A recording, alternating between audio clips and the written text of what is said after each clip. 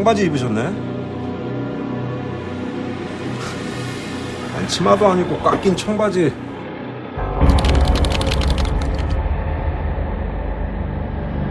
민증 놓고 갔길래 돌려주려고. 나 착하지.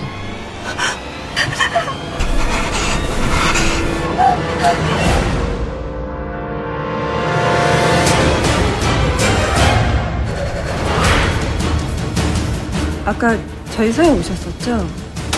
그 여자 태도 말이에요. 좀 이상하죠. 강간당한 여자 태도는 어때야 되는 건데?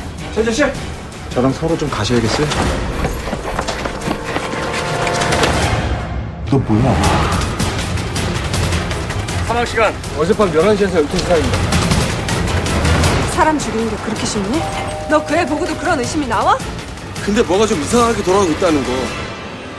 이 기분 버릴 수가 없어요.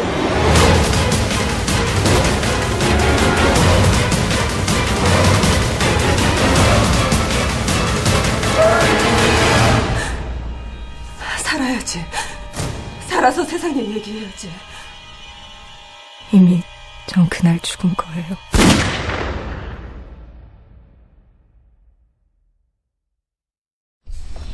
최근 끔찍한 살인 사건들이 연이어 발생하고 있어 대한민국이 불안에 휩싸이고 있는데요. 이런 가운데 인천에서 남성 대상의 총기 연쇄 살인 사건이 발생해 충격을 주고 있습니다. 이 사건은 현재 20대 여성이 유력한 용의자로 지목된 상황입니다. 대한민국을 떠들썩하게 한 한 여성의 총기 연쇄 살인 사건. 그 사건의 내막을 파헤쳐 보겠습니다. 국내에서는 총기 소지가 불법이기 때문에 이 사건은 더욱 특별한 케이스라고 볼 수 있습니다. 왜 용의자가 총을 사용했는지, 남성들만을 골라 살해했는지 그 범행 동기에 집중할 필요가 있습니다. 일반적으로 총은 일정한 거리를 확보한 상태에서 공격을 할 수 있기 때문에 상대적으로 완력이 약한 가해자가 공격하기에 유리하다는 특성을 가지고 있습니다. 첫 번째 피해자는 경찰관 형사인데요. 피해자인 형사가 소지하고 있던 총으로 범행을 한 것으로 파악하고 있습니다.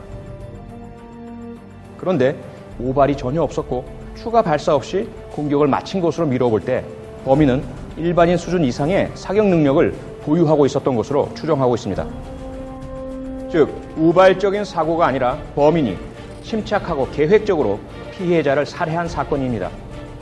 경찰관이라는 피해자의 신분과 금품 탈취 시도가 없었다는 점 등을 근거로 분석할 때 범행 동기는 원한이나 복수 등 감정적인 것으로 추정됩니다. 그렇다면 왜 그녀는 남성을 상대로 이런 끔찍한 범행을 저지른 것일까요? 사건을 조사하던 중 한 가지 놀라운 사실이 밝혀집니다. 바로 용의자로 지목된 사람은 20대 여성 최지은. 그녀가 범행을 저지르기 직전에 끔찍한 성범죄 사건의 피해자 신분으로 경찰에 찾아가 조사를 받았던 것으로 밝혀진 것입니다. 즉, 끔찍한 사건의 피해자였던 한 사람이 연쇄살인의 가해자로 돌변한 보기 드문 사건인 것입니다. 용의자로 지목된 최지은은 범행 전 성폭행 피해자로 경찰서를 찾았으나 제대로 된 보호 조치를 받지 못했던 것으로 밝혀졌습니다.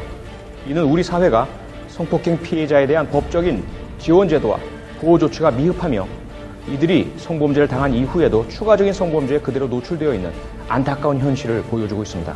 어떤 이유로도 살인 범죄가 정당화될 수는 없습니다. 하지만 만약 법과 국가가 피해자를 존중하고 범죄 사건에 대해 제대로 된 정의를 실현했다면 결코 발생할 필요가 없었던 범죄 사건이라면 조금은 다른 시선이 필요해 보입니다.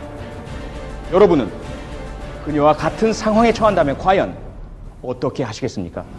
남성을 대상으로 하는 연쇄살인 사건이 발생했습니다. 26일 새벽 현직 경찰 총기 살해, 27일 골목길 토막 사체 발견, 이후 3건의 총기 연쇄 살인 사건 추가 발생. 수사 중이던 경찰은 단독 범행으로 추정, 강도 높은 수사를 진행하고 있습니다. 20대 여성 용의자를 수배합니다.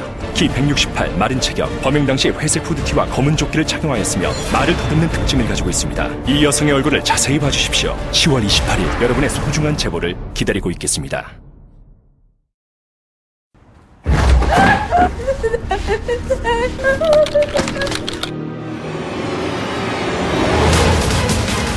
청바지 입으셨네? 치마도 아니고 깎인 청바지. 2015년 절대 외면해서는 안 될 영화 전 그날 죽은 거예요. 어떤 살인 10월 28일 대개봉.